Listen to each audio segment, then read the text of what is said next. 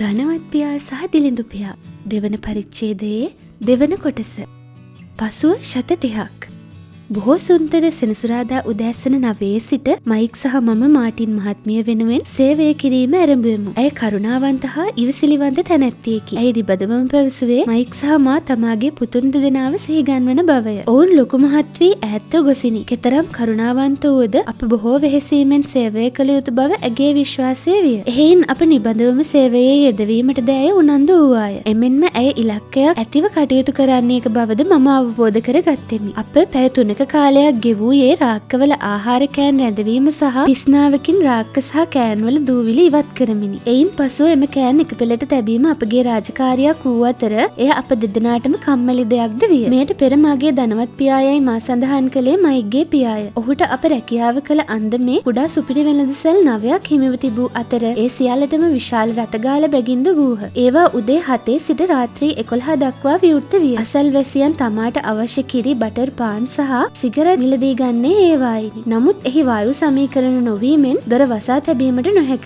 එහෙයින් වාහන රථගාලට පැමිණෙද්දී හා ඉවත් වෙද්දී බොහෝ දූවිලි කඩේ ඇතුළට පැමිණීමෙන් අපගේ රැකියාව වෙහෙසකර විය. එමෙන්ම බොහෝ දිගු කලක්ම අපට සේවය කිරීමට සිදු වූයේද වායු සමීකරණ පහසුකමින් තොරව. සති 3ක් අපි මාටින් මහත්මිය යටතේ පැය 3 රැකියාව කළෙමු. මධ්‍යාහ්නය වෙද්දී අපේ සේවා කාලය නිමා වේ. එය අප දෙදෙනාගේ අතෙහි ශත 30 බැගින් තබන්නීය. 1950 ගණන් වලදී අපේ වයස අවුරුදු 9ක් තරම් වුවද ශත 30ක් ලැබීම පුදුමයට කාරණයක් නොවිය. මන්ද විකට කතාවක්ද ශත 30කි. මා ඉපයූ ධනය වැඩිපුරම වැය කළේ එම විකට කතා පොත් මිලදී ගැනීමට.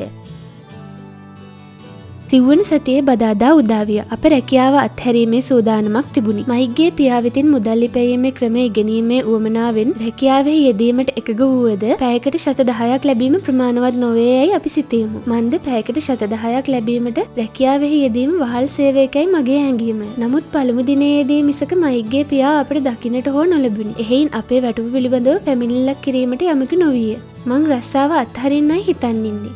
පාසලේ දිවා ආහාරයේදී මම මයික්ට කීවෙමි. එහි දිවා ආහාරයේද බොහෝ නීරස වීමෙන් මම කලකිරීමට පත්ව සිටියෙමි. පාසල් ගමනද මාගේ සිත් නොගත් තරම්ය. හෙත් සෙනසුරාදා දිනයේදී ප්‍රීතියෙන් ගෙවීමක් සිටීමට නොහැකි වූයේ ශත 30ට දවස අසුන්දර කර ගැනීමට සිදුවීමෙන්. මගේ අදහසට මයික් හිනැහුණා පමණි.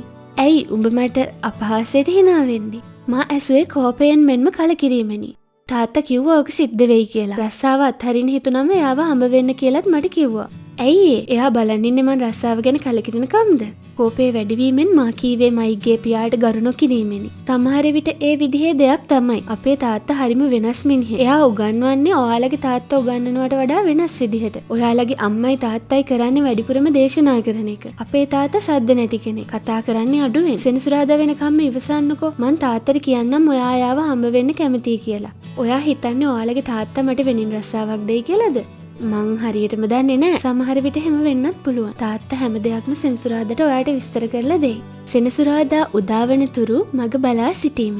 සෙනසුරාදා හිමිදිරියේ මයික්ගේ පියාට මුහුණ දීමට මම සූදානම් වෙමි. මගේ දිලිඳු පියායයි මා පෙර සඳහන් කළ මාගේ සැබෑ පියාද ඒ සම්බන්ධයෙන් ඔහු සමග උරණව සිටියේය. ඔහු පැවසුවේ මයික්ගේ පියා ළමා කම්කරු නීති පවා උල්ලංඝනය කර ඇති බැවින් එය විමර්ශනය කළ යුත්තක් බවය. මගේ දිලිඳු පියා මට උපදෙස් දුන්නේ මට හිමිදේ ලබා ගැනීමට ඉල්ලීමක් කිරීම සාධාරණ බවය. ඔහු එසේ පැවසුවේ තම උගත්කම තුලිනි. ඔහුගේ මතයට අනුව අවම වශයෙන් මට පැයකට ශත 25ක්වත් නොලැබුණොත් වහාම එම රැකියාව අත්හැරීම සුදුසුය.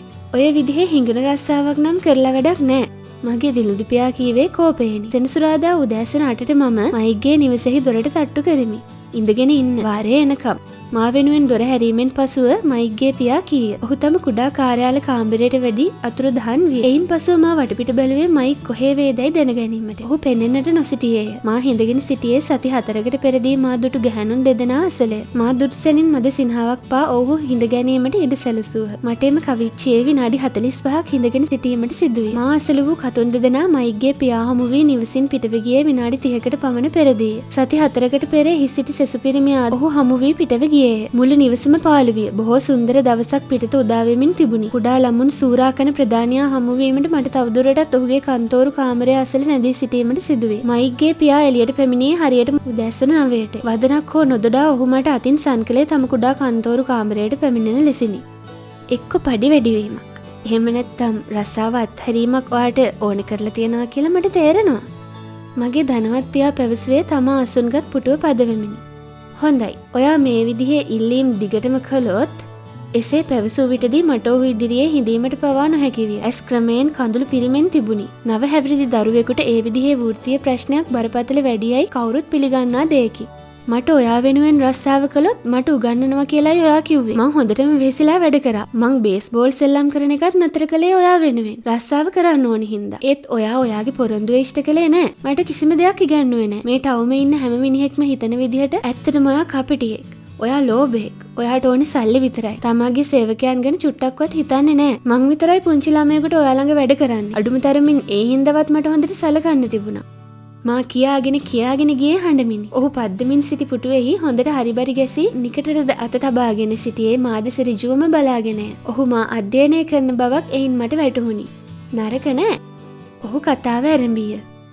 මාසෙකටත් අඩු කාලෙකට මන් ළඟ වැඩ කරන හැම කෙනෙකුටම කටේ සද්ද වැඩි වුණා. මොකක්ද? ඔහු පැවසූ දේ මට වටහා ගැනීමට අසීරු වී ඒ සමගම මාගේ දුක තවත් වැඩි වෙමින් තිබුණි. මාව මේ විදිහට මරවල වැඩ ගන්න නැතිව මට උගන්වන්න. ඔයාට ඕනේ මට දඬුවම් කරන්නද? ඔයා හරිම නපුරු විදිහටයි මට සැලකන්නේ. ඒක හරිම වැරදි. මං ඔයාට උගන්වමින් ඉන්නේ. මගේ ධනවත් පියා බොහොම තැන්පත්ව පැවසිය. ඔයා මට කිසිම දෙයක් උගන්වලා නෑ. මොනවද ඔයා මට කියලා දුන්නේ? මං පැයකට ශත 10 ගානේ පඩියට වැඩ කරන්න පටන් ගත්තු දා ඉඳලා අඩුම තරමින් ඔයා මයත් එක්ක වචනයක්වත් කතා කරලා නෑ. පැයකට ශත 10ක් කියන්නේ මොන පඩියක්ද? හරිනම් මම මේක ආණ්ඩුවට දැනුම් දෙන්න ඕනේ. අපේ රටේ ළමා කම්කරු නීතියක් තියෙනවා කියලාවත් ඔයා දන්නවද? මගේ තාත්තා ආණ්ඩුවේ සේවකයෙක් කියලා ඔයා දන්නවද? යකෝ මාරයිනේ. ධනවත් පියා කීවේ එපමණකි. ඔයා කතා කරන්නේ මල් ළඟ වැඩ කරන හැම මිනිහෙක්ම කියන දේවල්ම තමයි. ඒ වෙලාවට මං කෑ ගහනවා. එතකොට එයාලා අස්සලා යනවා. එහෙමනම් මාට කියන්න ඕනේ මොකක්ද? මා කීවේ බොහෝ නිර්භීත දරුවෙකු ලෙසිනි. බොහෝ විට වියපත් මිනිසෙකු ඔහු ඉදිරියේ යමක් කියනවාට වඩා මා වෙන්නකු යමක් පැවසීමෙන් ඔහුට වඩා හැඟීමක් ඇතිවීමට ඉඩ තිබුණි. ඔයා මට බොරු කළා. ඒ වුණත් මං ඔයා ළඟ වැඩ කළා. ඒත් ඔයාගේ පොරොන්දුව ඉෂ්ට කළේ නෑ. මට මොනවත්ම ඉගැන්නුවේ නෑ. මං ඔයාට මොනවත්ම උගන්නලා නෑ කියලා ඔයා කියන්නේ කොහොමද? ඔහු ඇසුවේ බොහෝ තැන්පත්ව. මට මොනවද උගන්නලා තියෙන්නේ? මං සති 3ක් ඔයාගේ කඩේ වැඩ කළා. අඩුම තරමින් මට ඔයාව දකින්නවත් ලැබුණේ නෑ. උගන්නනවා කියන්නේ කතා කරන එකද? එහෙම නැත්නම් දේශනාවක් පවත්වන එකද? ඔව්, එහෙම තමයි උගන්වන්නේ. ඔහු බොහෝ වේලාවකට පසු හිනැහුණි. ඒ ඉස්කෝලවල උගන්නන ක්‍රමය. මේක ජීවිතය ඔයාට උගන්නන විදිය. ඔයා දන්නවද? මිනිහෙකුගේ හොඳම ගුරුවරයා තමයි එයාගේ ජීවිතය. බොහෝ වේලාවට ජීවිතය ඔයාට කතා කරලා ඉගෙන ගන්න හැටි කියලා දෙන්නේ නැහැ. ඒ වුණාට මිනිස්සු බොහෝ දේ උගන්වනවා. ජීවිතය අපිට පාඩම් කියා දෙන්නේ අපිව යම් දෙයකට තල්ලු කරලා. ඒක හරියට මේකෙන් ඔයාට දෙයක් ඉගෙන ගන්න පුළුවන් කියලා කියනවා වගේ දෙයක්. මම නිහඬ වීමි. මේ මිනිස්සයා මොනවද මේ කියන්නේ? ජීවිතේ අපි ළඟින් ඉඳලා යම් දෙයකට තල්ලු කරලා කතා කරනවලු. මම නිහඬවම ඔහු කී දේ කල්පනා කෙලෙමි. මට දැන් එක් දෙයක් පැහැදිලිය. මා ඔහු යටතේ රැකියාව කිරීම අත්හල යුතුය. ඔහුට දඬුවම් ලබා දී හැක්කෙකු සමග කතා බහ කිරීමද අවශ්‍ය වේ. ඔයා ජීවිතයෙන් පාඩම් ඉගෙන ගන්නවා නම් හුඟක් සාර්ථක වෙනවා. එහෙම නොකරනවා නම් ජීවිතේ ඔයා ළඟට වෙලා මොනතරම් දේවල් කියලා දුන්නත් වැඩක් වෙන්නේ නැහැ. මිනිස්සු සාමාන්‍යයෙන් දෙවිදිහක් කරනවා. සමහරක් ජීවිතේට තමන් ළඟට වෙලා පාඩම් කියා දෙන්න ඉඩ දෙනවා. තවත් සමහරක් තරහෙන් ජීවිතේට තමා ළඟ ඉන්න නොදී පැත්තකට තල්ලු කරලා දානවා. ඒ අය තමයි තමන්ගේ ප්‍රධානියාට රස්සාවට බිරිඳට සැමියාට විරුද්ධ වෙන්නේ. ඒ අය කියන දේවල් කනකට ගන්නේ නැත්තේ. ඔයාලා දන්නවද ජීවිතේ අපිට කොයිතරම් දේවල් කියලා දෙනවද කියලා? ඔහු පවසන්නේ කුමක් ගැනදයි වටහා ගැනීමේ හැකියාවක් මට නොවිය. එහෙයින් මම ඔහු දෙස උනන්දුවෙන් බලා සිටියා පමණි. ජීවිතේ හැමතිස්සෙම අපේ පස්සෙන්ම ඉඳගෙන හුඟක් පාඩම් කියා දෙනවා. ඒත් සමහරු ඒවා අහන්නේ. සමහරක් අය ඒ පාඩම් වලින් හොඳින් එහුම්කන් දීලා Tamanගේ හැම දෙයක්ම සාර්ථක කරගන්නවා. ඒ අය නිතරම කරන්නේ ජීවිතේ සාදරයෙන් පිළිගන්න එක. ඒ කිහිප දෙනා විතරයි නිතරම ජීවිතයෙන් පාඩම් ඉගෙන ගන්න හදන්නේ. ඒ හැම පාඩමකින්ම ඔවුන් Tamanගේ ජීවිතය සාර්ථක කරගන්නවා. නමුත් හුඟක් අය ජීවිතේ කියා දෙන පාඩම් අහන්නේ. ඒක ලොකු අවාසනාවක්. මා නිහඬව සියල්ල අසා සිටියා පමණි. එහෙයින් ඔහු තම අසුනෙන් නැගිට ගොස් අලුත් වැඩියා කළ යුතු තිබූ ජනේලය වසා දැමීය. ඒ අතරතුරේදී මාගේ ධනවත් පියා පැවසූ දේ යලි යලි සිහිපත් කිරීමේ ව්‍යායාමක මම යෙදුණෙමි. ඔයා මේ පාඩම ඉගෙන ගත්තොත් කවදා හරි බුද්ධිමත් ධනවත් ඒ වගේම හුඟක් සතුටින් ජීවත් වෙන තරුණයෙක් වෙනවා. ඒ වගේම තමයි ඔයා ඒක ඉගෙන නොගත්තොත් මුළු ජීවිතේම ගෙවන්නේ රස්සාවකට බැන බැන. අඩු පඩියකට ඔයාගේ ලොකුම කරදරේ තමයි ඔයාගේ ප්‍රධානිය. ඒ හින්දා මේක තමයි ඔයාගේ අනාගත සල්ලි ප්‍රශ්න සේරම විසඳ ගන්න මුල්ම අවස්ථාව. ධනවත් පියා මදිස බැලුවේ තමා පවසන දෙයට මා හොඳින් සවන් දෙන්නේ දැයි වටහා ගැනීමට. ඔහුගේ ඍජු බැල්ම මාගේ ඇස් සමග ගැටුණි. එම net හමුවෙන් සිදු වූයේද ඔහුගේ අදහස් මාගේ මනසට සංනිවේදනය වීමකි. අවසානයේදී මට එක් දෙයක් පැහැදිලි විය. මම ඔහුගේ අවසන් පණිවිඩයට එකඟ වීමි. මන්ද ඔහු නිවැරදිය. මම ඔහුට දොස් පැවරුවෙමි. තර්ක කළෙමි. ඒ සියල්ල තුලින්ද යමක් මා හැදෑරුවේ යයි දැන් මට හැඟේ. අපිට ඒ ගැන මේ විදිහටත් හිතන්න පුළුවන්. ධනවත් පියා කතාව යලි ඇරඹීය. ඔයා ආත්ම ශක්තියක් නැති මිනිහෙක් වුණත් ජීවිතේ පස්සේ නිදන් කරන තල්ලුව ගණන් ගන්න. ඒ විදිහේ හරිම ආරක්ෂාකාරී විදිහටයි ජීවත් වෙන්නේ. හැමතිස්සෙම කරන්නේ හොඳ දේවල්ම විතරයි. අවදානම් දෙයක් කරන්න බයයි. ආයෝජනයකට බයයි. සල්ලි ඉතුරු කරන්නයි හිතන්නේ. ඒ වගේ මිනිස්සු කවදා හරි වයසට ගිහින් මැරෙන්නේ කම්මැලියෝ වෙලා. යාළුවෝ වුණත් ඉන්නේ වෙහෙසිලා වැඩ කරන මිනිස්සුන්ට. ජීවිතේ තීරණ ගන්න බය මිනිස්සුන්ට යාළුවෝ හිටියේ නැහැ. පමණට වඩා ආරක්ෂාකාරී වෙන එක වගේම නිතරම නිවැරදි දේම කරන එක හොඳ දෙයක්. නමුත් එහෙම කිරීමෙන් අදහස් කරන්නේ ජීවිතයට ඔබව යටත් කරගන්න ඉඩ දීලා තියෙන එක නේද? ඒ විදිහේ අය පුංචි අවදානම් දෙයක් හරි කරන්න බයයි. ඇත්තටම බැලුවොත් තරගයකින් දිනන්න හිතන කෙනෙක් අනිවාර්යයෙන්ම පරාජයට බිය වෙන්න ඕනේ. ඒක තමයි යම් තරගයකින් දිනීමෙන් දැනෙන හැඟීමට වඩා ප්‍රබල වෙන්න ඕනේ. පරදින්න තියෙන බයයි ඕනෑම දෙයක් බය නැතුව ඇතුළටම බහැලා බලන්න පුරුදු වුණාම ඕනෑමට වඩා ආරක්ෂාකාරී වෙන්න හිතෙන්නේ නැහැ. මම කිසිත් නොකියා ඔහුට සාවධානව සවන් දුනිමි. ඔයා මුදල් හොයන හැටි ඉගෙන ගන්න ඕනේ කියලා මට මයික් කිව්වා. සැබෑ ජීවිතයට වඩාත්ම සමීප ඒ විදිහේ පාඨමාලාවක් දාන්න මං තීරණය කළේ ඒ හින්දායි. මට ඕන තරම් දේවල් කියලා දෙන්න පුළුවන්. ඒත් ඔයාට ඒ හැම දෙයක්ම අහගෙන ඉන්න පුළුවන් වෙන්න ඕන. මට උවමනා වුණේ ඔයාගේ පස්සේ ජීවිතේ ඇවිදින් පුංචි තල්ලුවක් දාන විත්තිය ඔයාටම වටහලා දෙන්න. ඒකයි මං 10ක් විතරක් ගෙව්වේ. අපේ ඇස් යලිත් එකට ගැටුණි. ඔයා හදන්නේ මාව බොරුවට වටේ කරකවන්නද? මා ඇසුවේ කෝපේනි. සිතේ තරහා තවමත් තිබේ. ඒත් ඒ සමගම පුංචි කුතුහලයක්ද වර්ධනය වෙමින් තිබුණි. සමහර මිනිස්සු මං ගැන ඒ විදිහට කියනවා. ඒත් මට ඕන කරන්නේ ඔයාට ජීවිතයේ රසය යන්තමින් කියලා දෙන්න. ජීවිතයේ මොන රසක්ද? මා කීවේ උරණ වූ ස්වරයෙනි.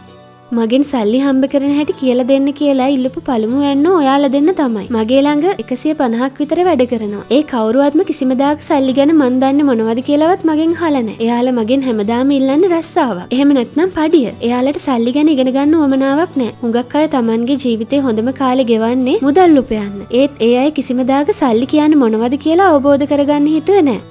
පැයකට 10ක් ගන්න රස්සාවක් කරලා මට ඉගෙන ගන්න තියෙන දේ මොකද්ද? මට නම් හිතෙන්නේ ඒකෙන් පේන්නේ ඔයා Tamanගේ සේවකයන්ව අඩුම පඩියට ගෙවලා සූරා කරනවා කියලායි. ඔහු යලිත් පුටුවේහි හොඳට හරිපරි ගැසී හිනහෙන්නට විය. ඒ සිනාව අවසන් කළේ මෙසේ පවසමිනි. මං හිතන්නේ ඔයාට කරන්න තියෙන හොඳම දේ තමයි මං ගැන හිතන තාල වෙනස් කරන එක. මට බනින එක නතර කරන්න ඕනි. මං තමයි ඔයාට තියෙන ලොකුම කරදරය කියලා හිතන එක නතර කරන්න ඕනි. ඔයා හිතනවා නම් මං ලොකුම කරදරයක් කියලා ඔයා මාව වෙනස් කරන්න ඕනේ. ඔයාගේ ප්‍රශ්නේ ඔයාමයි කියලා හිතුවොත් ඔයාටම වෙනස් වෙන්න පුළුවන්. යම් දෙයක් බුද්ධිමත්ව ඉගෙනගෙන දියුණු වෙන්න, වැඩෙන්න උත්සාහ කරන්න. හුඟක් අයට ඕනි කරන්නේ තමාව ඇරෙන්න මුළු ලෝකෙම වෙනස් කරන්නයි. නමුත් හොඳම දේ තමයි තමා වෙනස් වෙන එක.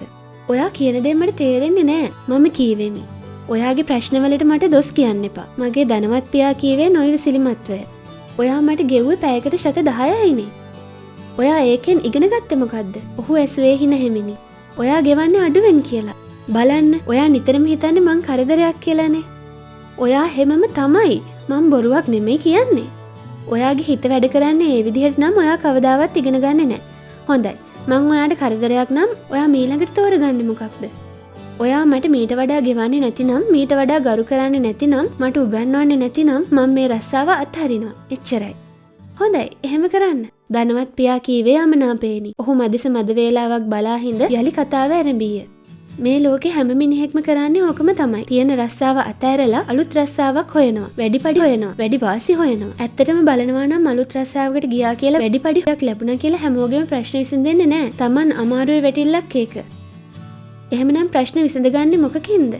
පැයකට 10 ගානේ තුට්ටු දෙකකට රස්සාවක් කළාම ප්‍රශ්න විසඳෙනවද? මා එසේ කී විට ධනවත් පියා යලි හිනැහුණි.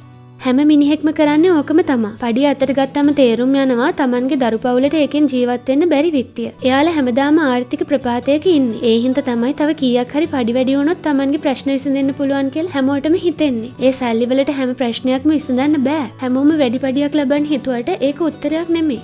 වැඩි පඩියක් ලැබුණාම ටික දවසකින් ඒකත් මදි කියනවා. මොකද අලුත් ආදායමට අපි වියදම් වැඩි කරගෙන. ඒ හින්දා ඒක අපේ ප්‍රශ්නවලට උත්තරයක් නෙවෙයි. මම පොළව දෙස බලා සිටියෙමි. ඒ සමගම ධනවත් පියා ඉදිරිපත් කරන පාඩම අවබෝධ කර ගැනීමට උත්සාහ කළෙමි. ඒ ජීවිතයේ සැබෑ රසය හඳුන්වා දීමක් යයි මට වරක හැඟේ. ඒත් මට බොහෝ දේ අපැහැදිලිය. ප්‍රශ්න විසඳන්න පුළුවන් මොකකින්ද? මම පෙර ඇසූ පැනයම නැවත ඇසීමි. ඔහු අසුනෙන් නැගිට මා වෙතට පැමිණෙද්දී සියුම් බියක්ද මා තුළ ඇතිවිය. මේකෙන් තමයි ප්‍රශ්න විසඳන්න පුළුවන්. ඔයාගේ මේ කන් දෙක අතර තියෙන කොටසේ තමයි හැම ප්‍රශ්නයකටම විසඳුම් තියෙන්නේ. ධනවත් පියා පැවසුවේ මාගේ හිසට ඇඟිල්ලෙන් තට්ටු කරමිනි. එය බොහෝ වටිනා අදහසක්සේ මම දකිමි. එනම් ඔහු මගේ දිලිඳු පියා සහ ඔහුගේ සේවකයන්ගේ අදහස් තුලින් වෙනස් බව වටහා ගත්තෙමි. අවසානයේදී ඔහුට හවායි දූපතේ සිටින ධනවත්ම පුද්ගලයා වීමේ අවස්ථාව උදා කර දුන්නේද එම වෙනස් අදහස්ය. එමෙන්ම කොතරම් උගත්තුවත් මාගේ දිලිඳු පියා මුළු ජීවිතේම ආර්ථික අර්ගලයකට මැදිව සිටියේද මුදල් ගැන නිවැරදි අවබෝධය සහ ඒ දෙස වෙනස් කෝණයකින් නොබැලීමේ වැරදිනි. ධනවත් පියා එය වරින් වර මට කියා දුනි. එය හැඳින්වූයේද පාඩම් අංක 1 යනුවෙනි. දිලින්දන් සහ මධ්‍යම පාන්තිකයන් රැකියාවෙහි යෙදුනේ මුදල් සඳහාය. ධනවතුන්ගේ ලෝකයෙහි මුදල් රැකියාව කළේ ඔවුන් වෙනුවෙනි.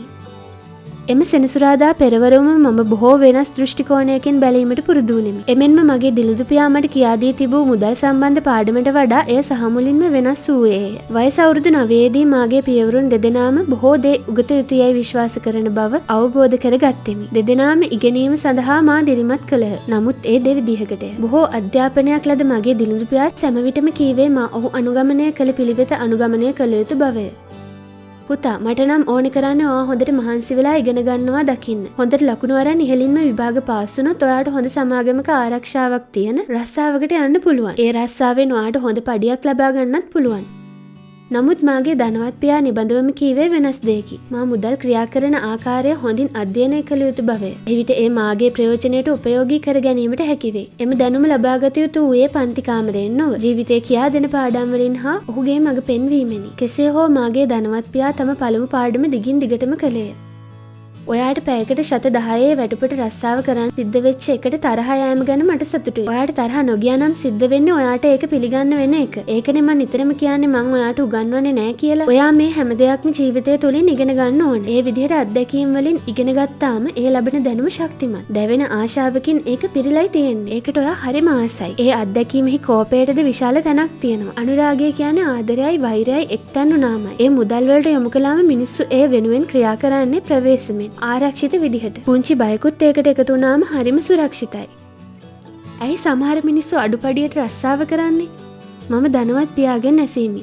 ඔව් සමහර මිනිස්සු මට කියනවා සේවකයන්ව හූරා කනවා කියලා. ආණ්ඩුවේ හරි සීනි කම්හලේ හරි ගෙවන මුදලට අඩුවෙන් මිනිස්සුන්ට ගෙවන්නේ කියලා. ඇත්තටම සූරා කෑමට ලක් වෙන්නේ එයාලගේම ඕමනාවට. එයාලා බයයි. ඒක මගේ වරදක් නෙවෙයි. ඔයාට හිතෙන්නේ නැද්ද මේ මිනිස්සුන්ට ඊට වඩා ගෙවුවොත් හොඳයි කියලා? මං එහෙම හිතන්නේ නැහැ. මොකද වැඩිපුර සල්ලි ලැබුණා කියලා ඒ මිනිස්සුන්ගේ ප්‍රශ්න විසඳෙන්නේ නැහැ. ඔයාලගේ තාත්තා දිහාම බලන්න. එයා හොඳට සල්ලි හම්බ කරනවා.